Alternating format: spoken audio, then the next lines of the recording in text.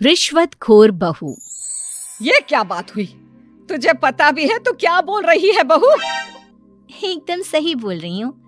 अगर आपको मुझसे अपनी इन ऐंठन भरे घुटनों की मालिश करानी है तो मुझे वो देना पड़ेगा जो मैं मांग रही हूँ। एक हाथ दो और दूसरे हाथ लो, सिंपल। बहू हूँ, इसका मतलब ये नहीं कि नौकरानियों की तरह काम करूँ। ये है अमृता और उसकी सास रेखा। अमृता एक नई नवेली बहू है जिसकी शादी कुछ दिनों पहले ही रेखा के बेटे माधव के साथ हुई है। वैसे तो अमृता दिल की बहुत अच्छी है, लेकिन वो कहते हैं ना कि खून का रंग तो दिखता ही है। बस वही डॉन की बेटी होने का रंग यहाँ अमृता में भी दिख रहा है, जो है रिश्वत लेना। जी हाँ, काम चाहे कितना भी छोटा या कितना भी बड़ा क्यों ना हो, हमारी अमृता बहू बिना रिश्वत लिए कुछ नहीं करती। चलिए देखते हैं आगे इनके साथ और क्या क्या होता है। रेखा और अमृता को लड़ते देख ससुर प्रेमचंद वहाँ आता है और कहता है, अरे क्या हुआ? काहे इतना तिल मिला रही हो रेखा? अरे कुछ बोलोगी भी या कानों में हड़ताल हो रखी है तुम दोनों के? देखिए ना पापा जी, माँ जी ने मुझे कहा कि मैं उनके घुटनों की मालिश कर दूं, लेकिन उसके बदले में माँ जी मुझे वो हीरो वाला पुश्तैनी हार देने से इनकार कर रही हैं। क्या? घुटनों की मालिश के लिए हीरो का पुश्तैनी हार कौन मांगता है बहू? पापा जी, आपको तो पता ही है ना, आपकी बहू कितनी सयानी है, हर कोई भी काम फ्री में नहीं करती। और अब शेखावत खानदान का आटा तो इतना भी गीला नहीं है कि अपनी बहू को हार ना दे पाए। क्यों माय डियर माँ जी? देखा आपने प्रेमचंद जी, ये अब मुझसे पुश्तैनी हार मांग रही है, कल को पूरा घर मांग लेगी। अरे जा जा, मैं खुद कर लूंगी अपनी मालिश। ठीक है, मुझे क्या। एंजॉय योर मालिश टाइम माँ जी। रात में जब पति महादेव दफ्तर से लौटकर घर आते हैं तभी कमरे में, अमू सुनो ना, मेरा वो लाल रंग का जो शर्ट है ना वो धो दो ना प्लीज। एक्चुअली कल मेरी एक इम्पोर्टेंट इंटरनेशनल क्लाइंट के साथ मीटिंग है, बहुत बड़ी डील का ऑफर है, इसलिए मैं अपनी उस लकी शर्ट को पहनकर जाना चाहता हूँ। अभी धो दो, रात भर में तो सूखी जाएगी, फिर कल अच्छे से कड़क वाली इस्त्री कर देना अपने शुभ शुभ हाथों से। जी नहीं, मैं ये सब ऐसे ही नहीं करने वाली। अगर काम करवाना है तो मेरी एक शर्त है। अरे यार, तुम और तुम्हारी शर्तें, बोलो क्या है? आपको मुझे 10 मनीष मल्होत्रा डिजाइनर की साड़ियां दिलानी होगी। 2 हफ्तों में मेरी स्वीट हार्ट फ्रेंड बिल्लो रानी की शादी है। मैं वहां डिजाइनर साड़ी पहनकर जाऊंगी और सब कुछ जला दूंगी। माधव अपनी बीवी की बात सुनकर हैरान परेशान अपने सर पर हाथ रखकर बैठ जाता है। अरे तुम बीवी हो या आफत? तुम्हारे दिमाग में जंग लग गया है क्या? देखो इतने सारे पैसे नहीं है मेरे पास। तुम्हारी याददाश्त तो जगह पर है ना माधव, भूल गए? मैं एक डॉन की बेटी हूँ। अगर तुमने मेरे कहे मुताबिक काम नहीं किया तो तुम्हारे लाल शर्ट को दूर ही रखो, मेरे पापा तुम्हें ही लाल कर डालेंगे। ठीक है, चलो अब ज्यादा मत डराओ, तुम्हें जो चाहेगा मिल जाएगा। अब ये डर और रिश्वत का सिलसिला यूं ही चलता रहता है और इसी तरह समय बीतता रहता है। एक सुबह सब नाश्ते के टेबल पर बैठे थे, जहां अमृता सबके सामने एक व्हाइट बोर्ड लाती है जिस पर दिन भर के सारे कामों के रेट लिखे हुए थे। अब ये क्या है? टीचर नहीं बनने का इरादा है क्या तेरा? अगर हाँ तो अफसोस, बेचारे बच्चे, उनका भविष्य तो अंधेरे में है। आप लोग बेकार की बातें बंद कीजिए और आंखें खोलकर ठीक से पढ़िए क्या लिखा है। ये आज के सारे कामों के रेट्स हैं। आलू पराठे, चाय, दाल, रोटी, चावल, सब्जी, हलवा, मिठाई, रसोई की सफाई, वॉशिंग मशीन में कपड़े धोना, ओखल में मसाले कूटना और माँ जी और पापा जी के अलमारी की सफाई करना। इन सब कामों की कुल मिला के जो रकम बनती है वो है ये 10,000 रुपए और माँ जी के लेटेस्ट लाए हुए सोने के झुमके भी। अमृता, तुम इंसान हो या हैवान? जरा तो दया करो हम पर। हे राम जी, उठा लो, अब ना देखा जाता ये सब। सच में पता नहीं कौन सा दिन था वो जब ये हमारे घर आई। महादेव, तेरे प्यार ने तो हमारा जीना दुश्वार कर दिया बेटा। दुनिया में बहुत रिश्वतखोर लोग देखे, लेकिन ऐसी रिश्वतखोर बहू पहली बार देख रहा हूँ जो अपने ही परिवार को लूटने में लगी है। बहू, तुझे पता है ना कि ऐसे रिश्वत मांगना गुनाह है। पापा जी, मैं कोई गुनाह नहीं कर रही हूँ। रिश्वत लेना बाहर की दुनिया में गुनाह है। मैं तो बस अपना हक मांगती हूँ। मेरी रिश्वत रिश्वत नहीं, मेरा शगुन है, नेक है। और वैसे भी मैं एक बहू हूँ, इसका मतलब ये नहीं कि मैं सब काम पूरी जिंदगी फ्री में करूँ, आपके चरणों को धोते बैठूं और 24 घंटे आपकी नॉन स्टॉप सेवा करती बैठूं। चलिए छोड़िए, नाश्ता और खाना चाहिए तो बोल दो जल्दी से, वरना मैं चली थिएटर। आज मेरे फेवरेट सलमान की पिक्चर रिलीज हुई है। इतना कहकर अमृता वहां से चली जाती है। इस बेवकूफ का जल्दी कुछ करना पड़ेगा।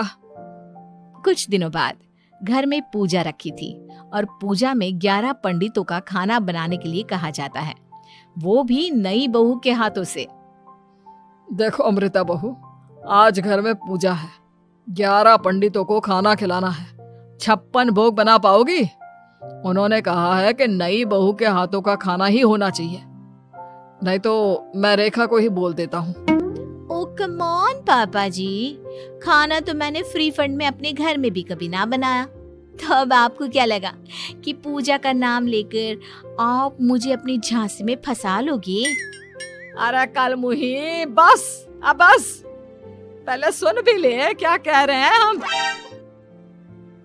तुम्हें जितने पैसे चाहिए, जितने तोहफे चाहिए, सब ले लेना, बस पूजा पाठ में कोई बाधा नहीं आनी चाहिए। ओहो, ये हुई ना समझदारी वाली बात। ठीक है, अब आप लोग निश्चिंत रहिए, मैं ऐसा खाना बनाऊंगी कि उन 11 पंडितों की 11 पुश्तें भी मेरे खाने के स्वाद को याद रखेंगी।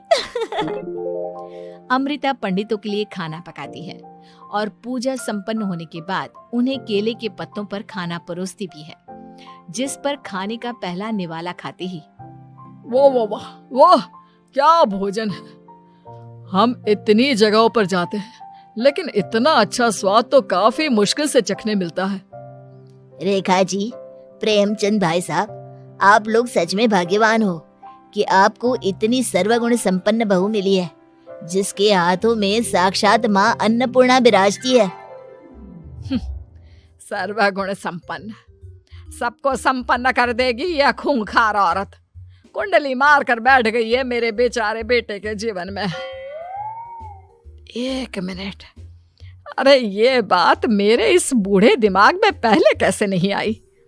इस अमृता की बच्ची को मैं अपने घर से बाहर कैसे निकालूं? इसका उपाय तो पंडित जी के पास जरूर रहेगा। रेखा अगले दिन पंडित जी के पास जाकर उन्हें अमृता के बारे में सब कुछ बता देती है, जिसे सुन पंडित जी भी परेशान हो जाते हैं।